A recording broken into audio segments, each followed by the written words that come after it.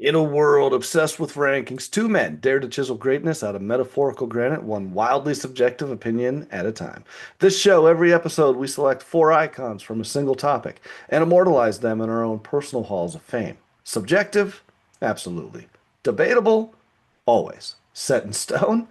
Until next week, welcome to the Mount Rushmore show, where your top four says everything about you. I'm Mike Mintz. He's Joe Mintz. Joe, this is the nice 3 day weekend for Memorial Day, and lots of parades are going on, tons of flags out there, and a general feeling that's interesting because it's a mixture of summer vacation plus also that feeling of almost like remembrance and those kind of feelings too. So it's kind of an interesting one. It is. This is a great weekend, Memorial Day weekend. And this episode is going to be a little different. Because, like you said, it's fun, but also kind of respectful. It's not just a long weekend, cookouts, and what I love about it feels like the start of the summer. But it's also a day of remembrance, men and women who gave everything for the country, for the freedoms we get to enjoy on the long weekend. So, before we even got started into what we're talking about today, I want to start with you, Mike. As someone who actually served in the Army, how do you celebrate Memorial Day? Memorial Day for me is really reflective to some degree, but also like it's just kind of it's almost that kickoff to summer too. So like it's kind of a mixture of both. Like on one hand, sure, there's some memories there and some feelings about that, but then there's also the time period and everything. It's a feel good, but at the same time kind of feel that memoriam a little bit. So it's a mixture. But I love the parades. We always do a parade on Memorial Day. So. I like to think men and women who lost in battle like to think that we're celebrating for their sacrifice, not mourning. It's like we're out here so you can enjoy this. This is what makes life worth living. So it's doing something hard, but also celebrating in remembrance of them. So it's always carried for me a very different feeling than a normal holiday. I've never served. And I've always been careful to acknowledge that because I never want to pretend I fully understand the sacrifice that comes with military service. But I've always had a deep admiration and respect for anyone willing to put themselves in harm's way for something bigger than themselves. Because of that, I've kind of turned Memorial Day into a personal day of sacrifice in my own life. My version of that is really through fitness, hence the tank top guy saying that, right? And doing really hard things physically. So every Memorial Day weekend, I try to challenge myself and intentionally put myself through something uncomfortable as a reminder, even if it's obviously a tiny fraction of real sacrifice compared to what military families have endured. And for people in the fitness world, one of those biggest traditions tied to Memorial Day is completing the Murph. Are you familiar with this, Mike? The Murph. I have never even heard of this. So. If you go to any gym across the country and you tell them, ask them what a Murph is, they'll probably know. And they're probably doing it on Memorial Day. But for anyone unfamiliar, like Mr. Mike, who work out at home, Mike, not CrossFit Mike, Murph is a workout named after Navy SEAL Lieutenant Michael Murphy, who was killed in Afghanistan in 2005 during Operation Red Wing. For those of you that aren't familiar, you might know the movie Lone Survivor about Marcus Luttrell. He was one of the characters that died in that group. The workout became famous after being shared as one of his favorite training sessions. The workout itself is a 1 mile run, 100 pull ups, 200 push ups, 300 air squats, then another mile run. Traditionally, that's also done wearing a weighted vest. And if that sounds insane, for some it is. But what's cool about Murph is that it's not really about elite fitness, even though it might sound like it on paper. It really becomes a communal event where everyone does their version of hard together. So some people do the workout fully prescribed with the vest, some scale the reps, some walk the runs, some will do knee push ups or rows instead of pull ups. But everyone shows up and embraces discomfort together for a purpose bigger than themselves. It feels like you're in battle together in a way. And honestly, there's something powerful about seeing people of every fitness level suffering side by side, trying to complete the mission. Mike, I prescribe you, if you haven't tried it, try this tomorrow. Find a gym, go meet with Jimmy halfway, because I'm sure Jimmy's repping out pull-ups now. Jimmy's gotten pretty fit now. He's more fit than I am. And I'll tell you, Joe, I'm not going to do that. And not because I think that sounds like a beautiful thing. And if anybody's sitting there listening and going, but why, Mike? Well, here's the reason You why. didn't need any time to think about it, folks. Memorial Day also for me is I did the army thing and everything, and it's kind of like this topic today. Memorial Day is a time for me to reflect and go, I did those things, right? And now I get to sleep comfortably at night. And to some degree, there is some comfort in that to go, I don't need to. I think it would be a wonderful thing, don't get me wrong. And maybe someday I will, but not tomorrow. So Also, Mike, you served, so you get a pass. right. I'll take it. I'll take it. You've So done plenty of your Murphs in boot camp. for sure. And this brings us into today's topic because we're trying to think of an entertaining Mount Rushmore tied to Memorial Day and remembrance of the military. So we landed on one of the hardest categories we've done yet, at least for me, and that's going to be the Mount Rushmore of military movies. And I'll say this right now, this is the hardest list I put together. It's both the hardest and also the one that, so normally one or two comes right away for me. This movie list, I had my four immediately. And then I was like, holy cow, there are so many So great, not many. just good. There are so Great. many outstanding, great movies that fit this cat. We could have drilled down real specific here. We could Yeah. have said just Vietnam. I would have easily had four. We could have said even Cold War, any of these, and I would have, or just basic training films, like that's why this one, it's going to be a hodgepodge of a list for me. And I'll let you set up your criteria first, but I got some stuff I wanted to talk about how I put together this list today. And honestly, I'm still waffling on one of these right now. So, Waffling is the right term. And I kind of had to create guardrails and rules. I'm Jim mincing this. I'm not going full combining the two actors and movies together, Jim mincing it, but I had to eliminate some just so I could wrap my head around it. Some of the greatest movies ever made involve war, military service, or the psychological toll of combat. And there are legendary movies that we're just going to have to leave off. With the exception of one movie, I think almost everybody would agree belongs on the mountain. My list is probably going to be a little unconventional because I appreciate the big action spectacles. And I've realized the military movies I personally come back to over and over are the ones that feel more psychological, maybe haunting, emotional, thought provoking, as opposed to just pure entertainment. And I need to acknowledge this before somebody in the comments inevitably points it out. I did remove movies centered around training, satire, or I'll just call it military aesthetics than actual warfare itself. So I'm off the rip eliminating some of my favorite rewatchable movies like Top Gun and Inglorious Bastards. Amazing movies, super entertaining, but for this list for Memorial Day, I wanted films centered around war itself and what war does to the people forced to live through it. well, I think that's a good criteria to have. I'm going in a bit of a different direction than you in that regard. Like, not that I'm not leaving those movies that you brought up. And Joe, if you put In the Army Now with Pauly Shore on your list, we're gonna have a fight. Not that it's terrible, but I man, think it's military folks would be ashamed and they'd be like, I went to battle for this Mount Rushmore episode. well, and that's the one thing I wanted to say from my criteria or from my point of view is there's probably people that are going to be like, "What? How did you not mention this one?" Look, this is the Has to. reality. This is the reality of the situation is when you look at these, even when you go online and you look up people's consensus picks for these, there's people that leave off certain movies because they're like, "Oh, well, they're just no-brainers. They're just the ones, right?" We're talking, it's like when Michael Jordan was playing, who else should be MVP sometimes? And I'm not saying I'm leaving them off. But I have to, with anything, we got four. We don't even have five, right? And there's a lot of movies that I'm currently right now, even one of these, I'm like trying to go, is it this one or is it that one?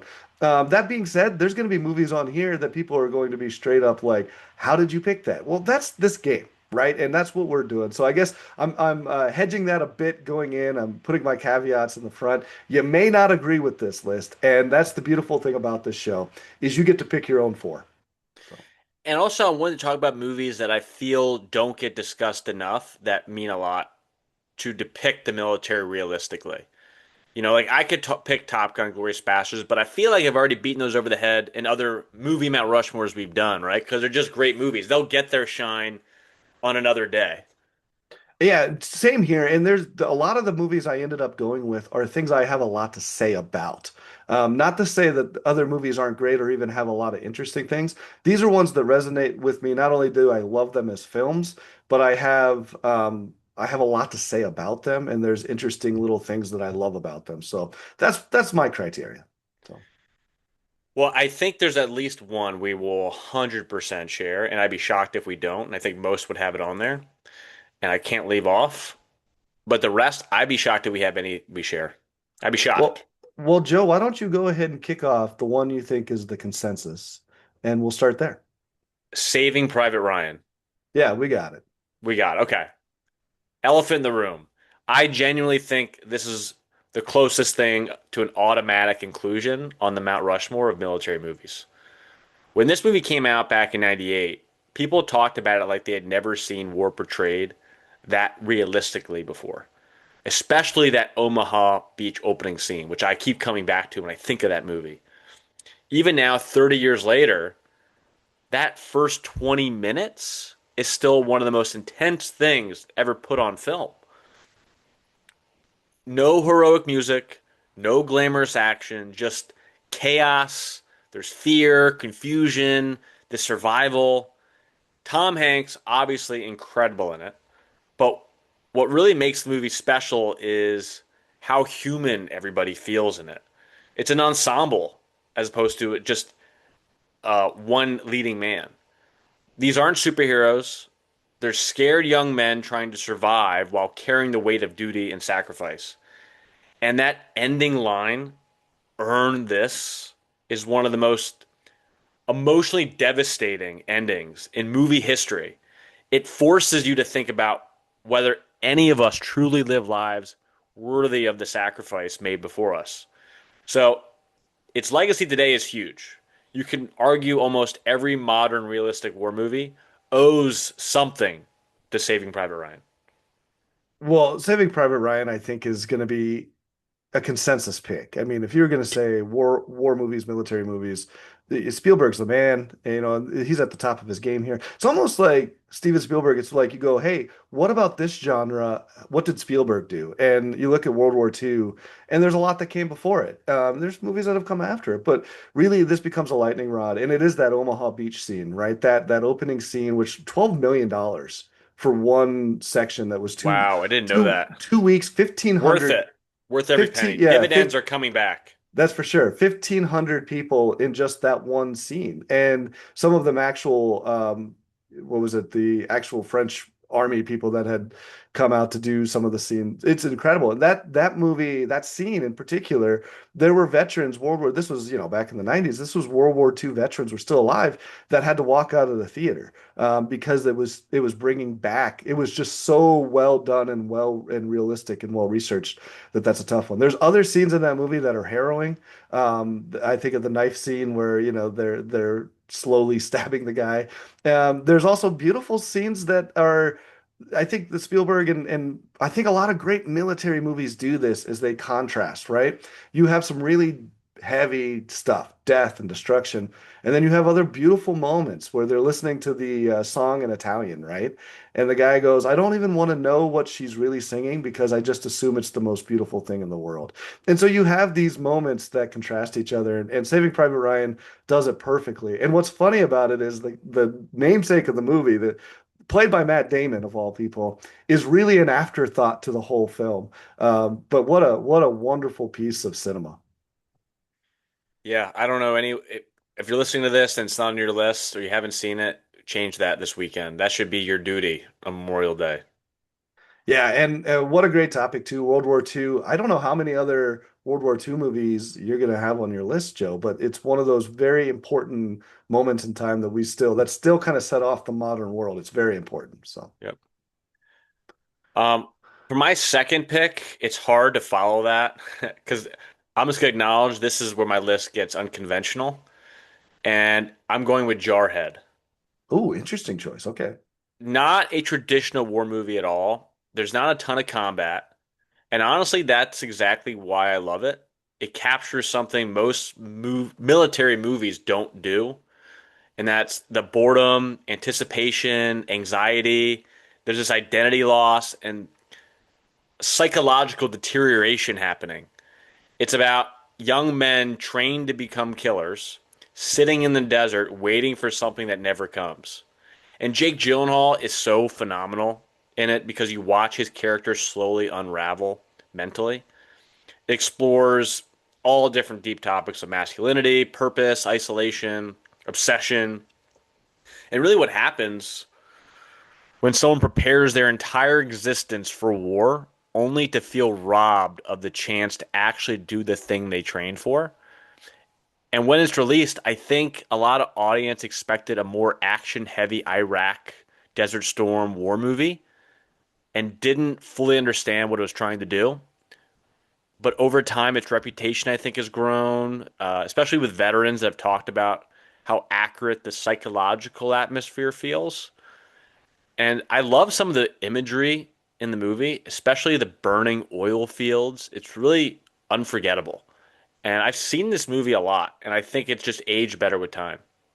Jarhead's a great pick, Joe. We don't share it, and mostly because of the fact that it is action light. Almost nothing happens in it, which actually for me was a very accurate representation of my time serving, which was, 1991. We're talking Desert Storm. This is not the Iraq War after post 9/11, right? This is before that. This is the 3 months that we spent defending Kuwait, and so yeah, nothing really did happen. I mean, not to downplay the people that might have been involved in that stuff, but in the grand scheme of things. And that's why this movie is interesting because it's taking on a particular part of a war that is kind of relatively unknown or kind of skipped over. What I will say about Jarhead that's really fascinating, and this is to anybody that's ever served, you know what I'm talking about. There's a lot of apocryphal stories in the military. From day one, when you come into basic training or anything, you're going to hear all these tales of the guy that tried to commit suicide by jumping out of the fourth floor window with the buffer cord, but it was too short,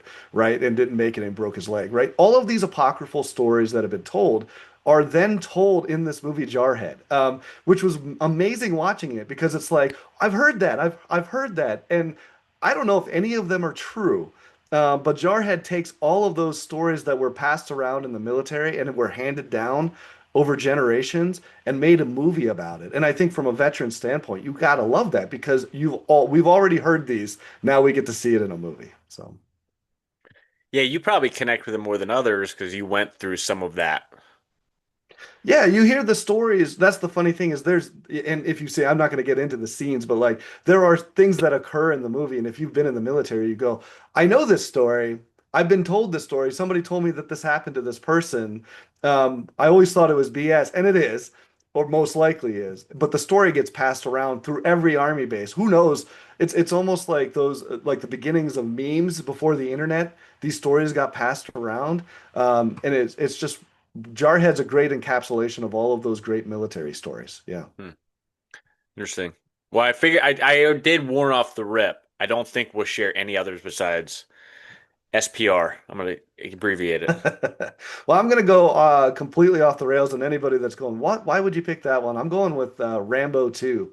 Oh, And here's why. And people might go, what? What a ridiculous, silly pick. First of all, it's a great action movie. It's a fantastic, fun action movie talking about a really, really heavy subject. This is post. What's okay? Let's talk about the elephant in the room. Why not just Rambo? The first Rambo movie really isn't a military movie in a lot of respects. It's really a movie about veterans coming back with PTSD and being misunderstood by a public. By the way, to understand veterans in the 80s or even the 70s, by veterans today. Right now, there's a common saying, the thank you for your service and this outpouring of love towards veterans now. That was not the case in the post-Vietnam or even during the Vietnam landscape. Instead, there was a lot of baby killers, a lot of people that were very upset. And they were upset with the war and they took it out on the veterans. That's not fair, but that's what the first movie really is about. That's a really heavy subject. The second movie is not about that at all. Rambo 2 is this idea that after the Vietnam War, a lot of MIA and POWs were still in Vietnam, like a large number, and that they were being held and that the Americans or nobody was doing anything about it. This concept goes beyond the movie. It's not just the movie, and this isn't the first movie to take on this subject, but there really is this conspiracy that still kind of persists today, that there were all of these uh, POWs that were still being held, American POWs that were still being held in Vietnam long after the war was over. And that's what the movie's about. Rambo, who better, right? Rambo is going to go into Vietnam and he's going to go rescue all of these American POWs. And of course, the big bads that are hiding behind the scenes are the Russians because this movie is in the 80s and the Cold War is still in full swing. And Stallone loves fighting the Russians. And so this is really about that. It's got an interesting history too, Joe. You might like this little tidbit. The screenplay was written by Sylvester Stallone and James Cameron, oddly I enough. would not have guessed James Cameron was involved in Rambo. You would be surprised, but he actually co-wrote the screenplay with Stallone. Look it up. It's an interesting Google. And it makes for the most interesting novelization of any movie in history because David Morrell, who wrote the first Rambo book, by the way, spoiler alert, if you haven't read the first Rambo book, Rambo dies at the end. David Morrell was the writer of Rambo, hated the movie. But because of his contract that he had when he sold the movie, he got the right to write the novelization of any other movies they made. So when they made Rambo 2, of course he wanted the payday. So David Morrell wrote the book, the novelization of Rambo 2, based on James Cameron's screenplay. What an interesting book that exists in history right there. Rambo's very interesting. One, because First Blood is kind of nothing like any of the other ones, because it's more of the psychological drama we talked about a veteran, and less action heavy, although there is action.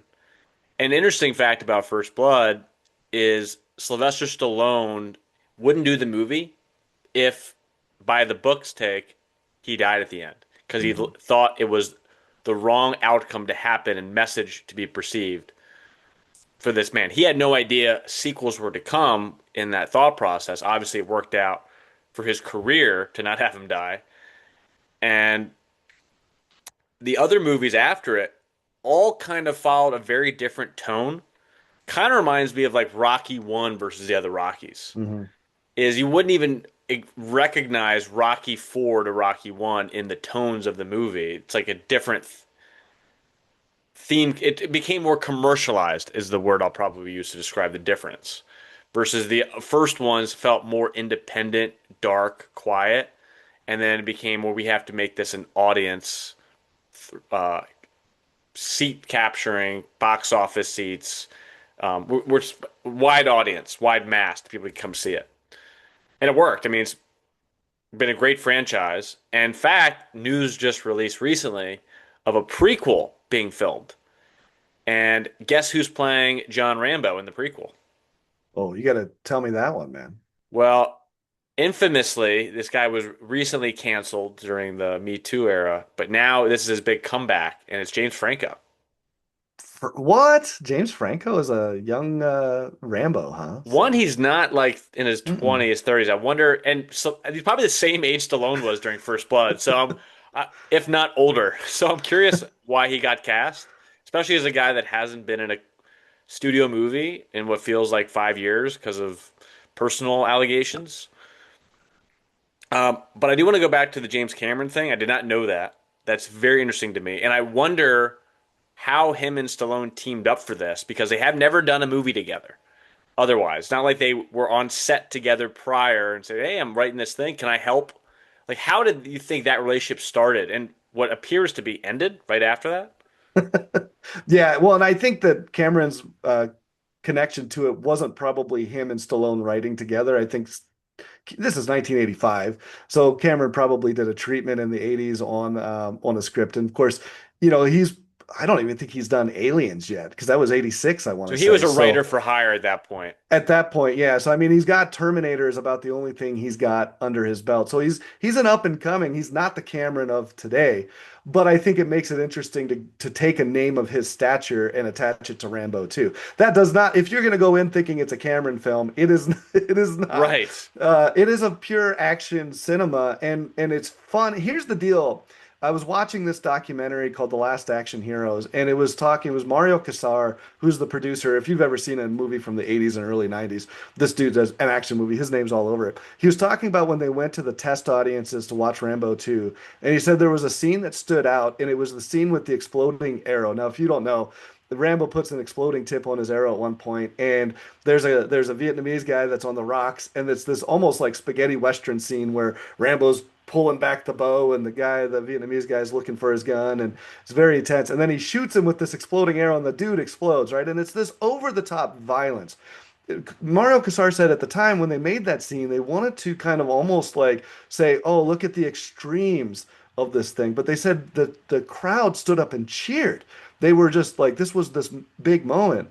And he said that the producer sitting next to him turns to him and goes, "The next movie you make 8 or 9 of those scenes in it." And really, you look at 80s movies from that point forward, and there really is that ratcheting up of almost that extreme violence up into the mid 90s. The last thing I wanted to say, I know we've talked a lot about Rambo 2. The last thing I wanted to say is the movie about the concept about the POWs in Vietnam, post Vietnam, is a conspiracy that seems to be based with really little evidence. That may be hard to hear for some people that really had believed it and it was really well sold and people had written books about it. But I've done some research into this, not enough, but I've done quite a bit. I have not found any compelling evidence corroborating whatsoever that this really did occur. And that might be a little hard to take, but it's still a fantastic movie front to back. So. Yeah, when you have a supposed to slow movie, especially one like that, you have to separate reality. It is going to be over the top. It is going to be hyperbolic, especially some of the later ones. You just think of a meme of him jacked, oiled up with a machine gun in one hand like it's nothing, just blowing stuff up. There it is a bit of action for the sake of it. Well, I think that's the thing, Joe, is this movie is going to create its own zeitgeist after it. People are going to parody it. It's going to influence movies that it's almost like The Matrix post 1999 and how everything was influenced by that. Rambo 2 really influences action movies, sometimes for the best, sometimes not, but you can't deny that it's there. So Hot Shots Part Two, Part Dewey, You don't with Charlie have Sheen isn't going to be in your Mount Rushmore. you don't have Hot Shot. I love that movie by the way too because it's a spot on parody, but you don't have that movie without Rambo 2. Yeah, I mean, and Charlie Sheen got jacked for it. Who would have thought?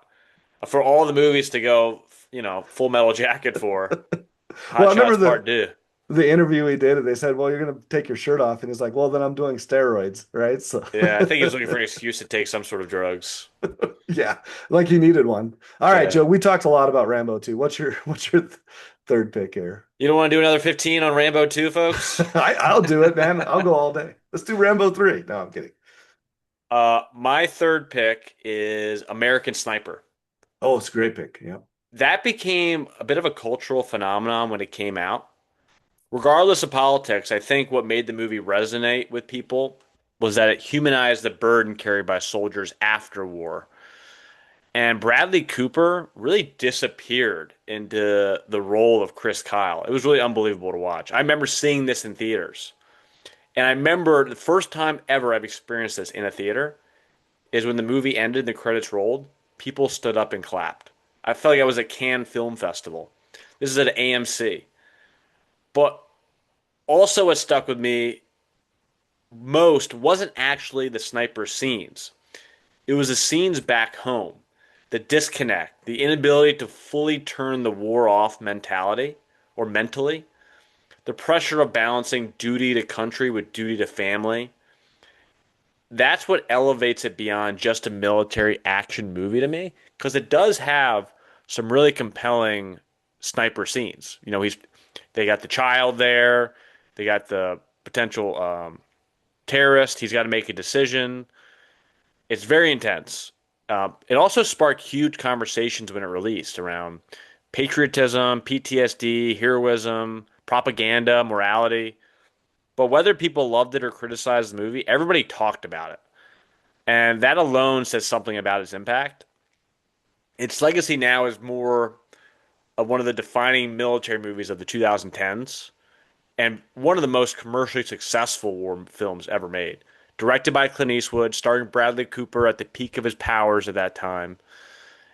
And Chris Kyle was not supposed to die in the original script. In fact, when Cooper and Eastwood signed on, he was still alive. So that made it even more resonant as this was a fresh wound with Chris Kyle's tragic passing. American Sniper is a movie that um, I think is a great movie that kind of recaptured some of those spirit of the older war films. I think, especially in the 80s, 70s, 80s, 90s, early 2000s, you had really good war movies that kind of had taken a bit of a dive. And then you get this one that comes out, and I think it kind of recaptured some of those feelings. Chris Kyle's a real guy. American Sniper is based on his book that he wrote about his experiences. His nickname in SEAL Team 2 was Legend. The guy had the record for the longest sniper kill, and that leads us down this road, Joe. When we talk about like the idea of heroes, right? Ultimately, we're talking about when it's military heroes, they're also, and this is coming from a veteran, right? They're also ultimately killers, right? Now, whether or not justified actions or not. But Chris Kyle's an interesting guy in the fact that, and of course, a bit controversial, especially lately as information comes out about him. But I think American Sniper is this great profile of what you just said, that idea of what are you going to do when you're in a battle zone, but then you come home. There's no war here. Or is there? And does it ever leave you? There's the moments where he's shopping in the shopping center and then it like cuts back to the war zone, or he's arguing with the guy at the mechanic shop, and you sit there and you go, you live in basically two worlds. It's a code switch. What do you do when you're in? And I live this somewhat too. Joe, I have a hard time walking on people's lawns or cutting across sidewalks through the grass because of the because it was drilled into me that was, impolite or inappropriate that, you don't walk on grass. And so there is something that you take, even that's even, 20 years later, but you wonder in the moment when you're leaving that, when you're getting out of that uniform and you're going into the real world, how can you truly separate those two things?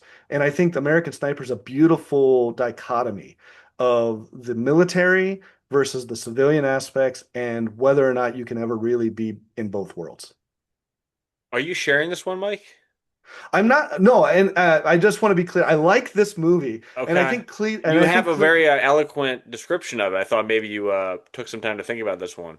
no, I mean, this is a movie that resonated with me because this is what 2014, I want to say. Could have Is been, that yeah. right? Yeah. It's after I was out. I got out in 2008. And so a lot of these movies I see while I either before I'm in or while I'm in. And so they connect with me in certain ways. American Sniper is one that really resonated in certain ways. I'm not putting it on my list just because I have um, really one more that I really love. But it's a great movie nonetheless. So Okay. Are you on your last or your third pick? I think I'm actually because we shared Saving Private Ryan and I had Rambo too, so I'm on my third. All So right. all right, so this is one I have to put on because this is a movie that really inspired me in a lot of ways and then also reflected my experiences, and that was Full Metal Jacket, 1987, Stanley Kubrick. It's really two movies, and I love one of them, and that's the basic training scenes at the very beginning. R. Lee Ermey, who plays the drill instructor, um, Hartman, who tears these guys through their basic training there. And then eventually it goes into the deal in Vietnam. But really, it is that stuff at the beginning with Gomer Pyle and the basic training and the drill sergeants just yelling and screaming. Here's the deal: is kids ask me now, like my students, they'll come up and they'll be like, "What's basics training like?" And I'm like, I can't tell you what it's like now Because when I went, it was 25 years ago, right? But I can tell you then that everybody that went to basic training had watched Full Metal Jacket, and all of the drill sergeants had clearly seen it and were inspired by it as well, because that was my experience. They talk like that, they treated you like Hartman, with one very important caveat, because you're sitting there going, didn't that guy get killed by one of his own people? Yes. Here's the difference that my drill sergeants had from the Hartman is, while they were funny and they were absolutely brutal and expecting of you, there was certainly a feeling that they cared. That's the only difference. Other than that, they were the exact same as Full Metal Jacket. But so when I tell about it, I'm like, you want to know what it was like for me? Watch the first hour of that movie, and that's pretty close. So That's not not tough. not in the Gomer Pyle situation, but for That's the most, everybody that's what we for all think everybody of. else, yeah. Well, yeah, and I mean there were certainly, so here's the other thing is, like, the army is very much group punishment. And so what ends up in, well, I don't know if it is anymore. I can only talk about my own experiences. But what ends up happening is you find people that are causing the problems, and you don't want them to cause the problems anymore. It was not, my experiences were never nearly as extreme. That's an extreme viewpoint of it. But I want to say in general, the idea of training in the rain and being yelled at and being screamed at and being pushed to your limits in a lot of ways was very accurate. And the drill sergeant's attitudes were the same. Yeah, that movie, a lot of people, when I think of greatest war movies ever, that's almost any Wikipedia or Google list, right? It's not on my list. Not that I don't appreciate the movie, and I do think what makes it so memorable are the drill sergeant scenes. As the actor that played that character was a former drill sergeant. He wasn't an actor prior to that. Kubrick plucked him, who had actually a pretty good career after that because of that movie. And he improvised those lines in the drill sergeant scene. And even the scene where D'Onofrio's characters can't help but laugh, they kept that in. Kubrick is a master of how he manipulates and works with actors to get what he wants. That feels authentic and real. There's great stories as well about I would argue even messed up stories about The Shining, what he did, but he's done that in Full Metal Jacket, and we saw it there, which felt like, oh, this was built in the script, but it was not. It was improvised, and he chose what to keep in there. Um, that's what makes it almost comical and entertaining to start, which then turns down a very dark road. Well, yeah, let's take out the dark road part and everything else. But here, here's what I'll say about R. Lee Ermey and his performance as Hartman is, you can't now make a movie without referencing it, or at least being aware of his performance. Everything else that's ever going to feature a drill sergeant or anything like that is all either going to be a caricature of what Ermey was doing in Full Metal Jacket, or at least colored by the previous existence. And that's a touchstone, right? That's a moment in movie history, that there's everything before it, and then there's his performance that becomes, that's what a drill sergeant is. So, Well, it was the first. I don't think people outside those who served the military understood the beratement, embarrassment, belittling that's involved in the mental manipulation of boot camp. We knew boot camp was hard, but now it's understood. There's been many movies like it. I mean, you look at like had Hacksaw Ridge, it has a similar depiction of that.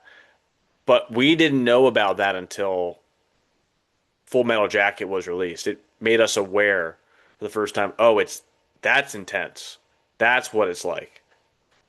yeah, and I put it on my list because it had a very specific effect on me. I think that that's probably the movie that I went into in a weird way, going, that's the kind of lifestyle, like, it actually does capture some of those military camaraderie and stuff. And yes, I'm not talking about the Gomer Pyle murder suicide parts. I'm talking about everything else that's around it. And I thought it did a really good job of capturing that. So, I wonder for all the recruits that Top Gun was able to get committed to the military, how many we lost that didn't commit because they saw Full Metal Jacket at 16, 17 years old. well, I wasn't in the Navy, but I could tell you my military experience was far more Full Metal Jacket than it was Top Gun. So, Wow. Well, that's perspective. My last pick is also a psychological one, and you might share this one. This is definitely a more mainstream pick, I would say, and it's Apocalypse Now. oh, good choice. Honestly, it doesn't even feel like a movie sometimes. For how long it is, I've seen it a lot, surprisingly. It feels like a descent into madness. This is definitely one of the most psychologically disturbing and very hypnotic films ever made.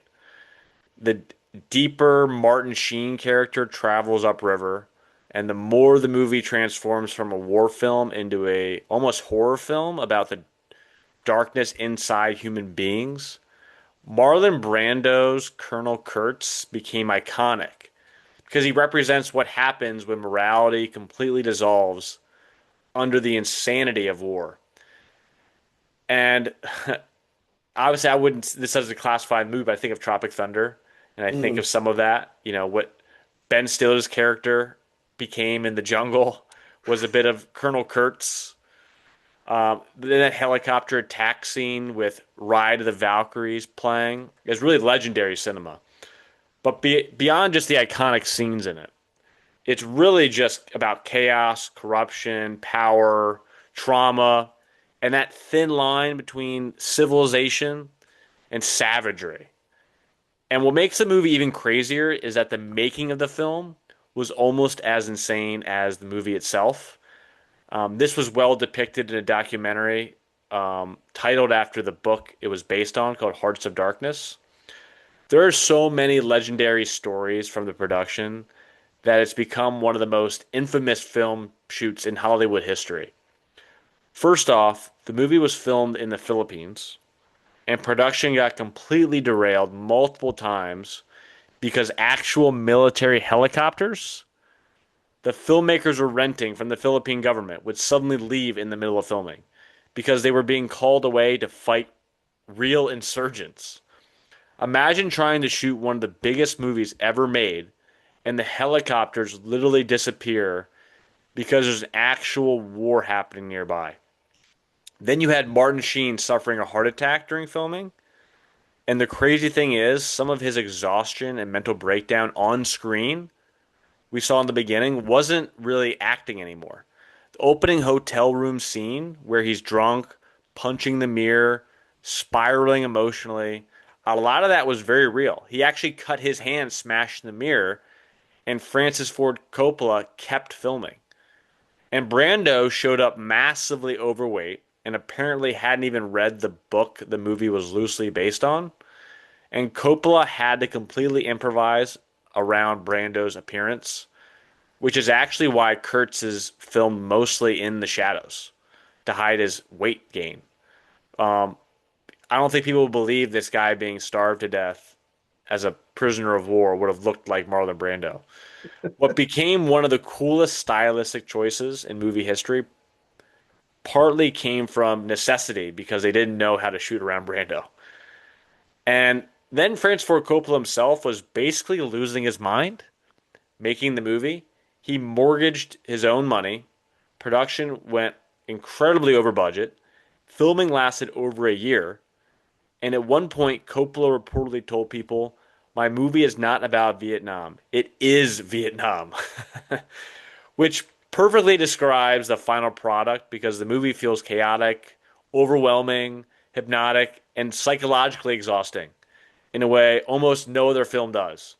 Oh, and add on to it, they have Dennis Hopper there, who I yeah. can't imagine is easy to work with at that point in his life and career. And when it came Well, out, people recognized it's as ambitious and insane in every possible way. And today it's considered one of the greatest films ever made, period, not just war movies. And honestly, I still discover new meaning every time I watch it. Something new pops in. we'll share this one, Joe. This one was a must-have for me for Apocalypse Now. And Francis Ford Coppola has never, ever, I don't think, ever sacrificed his own vision for what he wants to put on camera, as we saw with his latest movie. Um, which is just Megalopolis? Megaflopolis, right? But Yes. here's the deal about Coppola is he doesn't care, and you can tell that when watching Apocalypse Now. Apocalypse Now, by the way, there is no intro to the movie. It just starts off with that famous napalm bombing scene. There is no titles. In fact, there was an issue with the copyright because they were talking. I don't know if you know this story, but they were talking about how are we going to copyright a movie? You have to actually have the title in the film in order for it to be copyrighted. So that's why that scene near the end, the title of the movie does show up spray painted on the rocks near the end when they go in to see Colonel Kurtz, and that's why it's there. It's not there as some sort of idea of like, oh, this is cinematic. It's there because they had to have it. You have to. It turns out you have to put your title in a movie, and that's just to show you just how insane some of these things are. There's some iconic scenes. You've talked a lot about. I don't know if you brought up the one where he's coming up out of the water. The way that that scene is lit, and the way Oh, his beautiful. his camouflage and everything, it's just this moment that you go, that is an incredible scene. And the movie's filled with them. That's the one that really sticks out to me. But you talked about Sheen kind of having a breakdown while filming. Coppola's just insanity. Kilgore, Robert Duvall. One of the first times that I ever saw him really nail a role. I Obsessed with love the smell of surfing, right? napalm in the morning. Yeah, which is a quote that I'll tell you in the army you hear in all sorts of different ways. I love the smell of gunpowder in the morning. Whatever is going on, you'll hear that quoted all the time. And Kilgore was awesome because what he's obsessed with is good surfing, right? Playing Flight of the Valkyries, and his name is Kilgore, and obviously there's all of this stuff behind it. I love that movie for a variety of reasons, and I'll talk about two of them. One is the idea that the first casualty of war is the loss of innocence. Apocalypse Now doesn't pull punches. It gets into some of the really nitty-gritty, dirty stuff. The idea of gallows humor from a military standpoint that, listen, people are going to die, right? And that is the game. And Apocalypse Now doesn't make it fun or anything like that. It dives headfirst into that kind of stuff. The other thing that I really wanted to talk about with Apocalypse Now was just the idea that like this was not even 10 years after Vietnam was over. This is 1970, what, 1979, right? Vietnam was ended in the 70s. This is in the same decade that the war was there. This is about as prescient as about as current as you could get. This isn't 86 with Platoon, right? This isn't 10 years, 15 years, 20 years later. This is right now. I wonder what it was like watching that movie at that time when it came out. Obviously, it's before my time, but you just sit there and go, this was right now, still almost happening. You could still feel the feelings. And then you have this movie that comes out. It's crazy. Yeah, obviously, as someone not born anywhere near that time frame, will hear stories. I almost think it feels like a documentary being filmed during Vietnam. I almost kind of mesh it together of like the first, like they're almost like in the jungle as the jungle is happening. Yeah, this isn't a moment where you go, hey, can you guys remember what it was like? It's like, yeah, sure. We were Yeah, there. but it ages so well too. I mean, even today I could rewatch it and it holds up. It feels modern, even though it at the same time it touches something that was very close to home at that time. Well, and I think that's what's a sign of a timeless film is something that because this is not just there's no real the narrative structure is irrelevant, right? This is about characters, Kurtz, Kilgore, Sheen's character as well. This is also a movie that's more than just a war film, and I think that's why it transcends time and it's still worthwhile watching. And of course, the novel was written in the late 1800s, and so it's not like you're talking about something where it's a very current storyline. This is a story and an idea that permeates throughout time. And it inspired one of the greatest comedies of all time that we might have not had without it, and that's Tropic Thunder. Well, and I think that that's what's beautiful about Tropic Thunder is in a lot of ways, Tropic Thunder is a bit of a love letter to Apocalypse Now. It Apocalypse is. Now has its own humor built in. It's almost like gallows humor, but it's there. And I think Tropic Thunder took that and was wise enough to go, waited enough years to make it seem really, really funny. But it doesn't ruin, it's not like Dewey Cox, where it ruins Walk the Line. Apocalypse Now and Tropic Thunder are a nice one-two punch that work well together. Yes, I agree. No, it is a homage to an insane production set while losing your mind trying to create great art. Which is awesome. Joe, that's a great list. I think we both because we shared number four there, right? So, Yeah, that's it. A little mix of realism, psychology, trauma, sacrifice, and that emotional cost of war. And before we close out, I do want to sincerely say to anybody listening who has served, including you, Mike, or any families who've lost someone in service, thank you. Memorial Day is ultimately about remembrance, and while movies can never fully capture the reality of war or sacrifice, I do think the best military films remind us that behind every uniform is a human being with fears, dreams, families, friendships, and a life worth honoring and even celebrating tomorrow. So wherever you are this weekend, whether you're with family, a cookout, doing Murph, watching movies, or just taking a quiet moment to reflect, remember why the day exists in the first place. I agree, and let me put my personal stamp on that too. Is like one of the things I think that's beautiful about our country is the fact that we are a volunteer military service. That the people, the men and women that sign on that dotted line, they're putting potentially everything up there. And the reality is they're doing it because of whatever their own beliefs are. But at the end of the day, they're doing it so others don't have to. This is not a conscription service here in America. You don't have to serve. So the people that choose to, that's a choice. And I think that in like you were saying, Joe, that is deserves the greatest amount of respect because you don't have to do it, but you're going to do it anyways. And honestly, that's the definition of bravery. Yeah. Well said, Mike. Well, that wraps it up for us, and I'm sure we've left off your favorite ones if you're listening, going, "How dare you?" We'd love to hear which ones deserve to be on the list and which ones of ours that shouldn't have been. Rambo too, but at the end of the day, these are our picks, and we get to love them for whatever we want. I hope you guys have a wonderful Memorial Day weekend. Joe, enjoy the Murph. Good luck, sir. I hope you complete it with your friends and your buddies. So Yes, uh, Mike, maybe one day. maybe But next you've year. you've earned your day on the couch. I will take it. Until the next episode, this is the Mount Rushmore Show.